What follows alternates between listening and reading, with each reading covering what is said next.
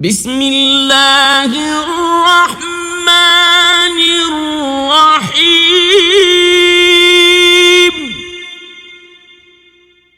قل أعوذ برب الفلق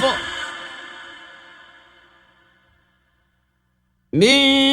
شر ما خلق ومن شر غاسق إذا وقب ومن شر النفاثات في العقد ومن شر حاسد إذا حسد